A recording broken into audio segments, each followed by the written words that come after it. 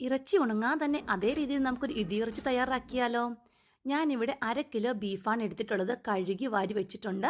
അതിൻ്റെ വെള്ളമെല്ലാം വാർന്ന ശേഷം അതിലേക്ക് 1 ടീസ്പൂൺ കുരുമുളക് പൊടിയും 1/2 ടീസ്പൂൺ മഞ്ഞൾപ്പൊടിയും 1 ടീസ്പൂൺ ഉപ്പ് ഇട്ട് നന്നായിട്ട് തിരുമ്മി വെച്ചു. ഒരു അരമണിക്കൂർ വെച്ചതിന് ശേഷം വെള്ളം ഒഴിക്കാതെ കുക്കറിൽ 4 സ്റ്റീവിന് വേവിച്ചെടുത്തു. അതിനുശേഷം മിക്സിയുടെ ജാറിലിട്ട് ക്രഷ് ചെയ്ത് ഇതേ രീതിയിൽ ഒന്ന് പൊടിച്ചെടുത്തു. പിന്നെ ഒരു പാൻ ചൂടാക്കി അതിലേക്ക് നമ്മൾ പൊടിച്ചു വെച്ചിരിക്കുന്ന ബീഫ് വിട്ട് അതിൻ്റെ വെള്ളമൊക്കെ ഒന്ന് വറ്റിച്ചെടുത്തു. ഇത് ലോ ഫ്ലെയിമിൽ വേണം ചെയ്യാനായിട്ട്. അതിനുശേഷം ഒരു ചുവട് കട്ടിയുള്ള പാത്രം എടുക്കണം. ഞാനിവിടെ ഉരുളിയാണ് എടുത്തത്. അതിലേക്ക് ആവശ്യത്തിന് വെളിച്ചെണ്ണ ഒഴിച്ച് കടുകിട്ട് നമ്മൾ അരിഞ്ഞു വെച്ചിരിക്കുന്ന ചെറിയ ഉള്ളിയും ഇഞ്ചിയും വെളുത്തുള്ളിയും കറിവേപ്പിലും ഇട്ട് നന്നായിട്ട് മൂപ്പിച്ചെടുത്തു. അതിലേക്ക് നമ്മൾ കുരുമുളക് പൊടിയും മഞ്ഞൾപ്പൊടിയും കുറച്ച് മുളക് ക്രഷ് ചെയ്തതും കുറച്ച് മുളക് പൊടിയും ഗരം മസാലയും ഇട്ട് നന്നായിട്ടൊന്ന് ഫ്രൈ ചെയ്തതിന് ശേഷം നമ്മൾ എടുത്ത് വെച്ചിരിക്കുന്ന ബീഫ് കൂടി ഇട്ടെടുത്തു. ഇത് നന്നായിട്ട് ഇളക്കി ഇളക്കി ചിൽ ചിൽ എന്ന് സൗണ്ട് കേൾക്കുന്നത് വരെ ഫ്രൈ ചെയ്തെടുക്കണം.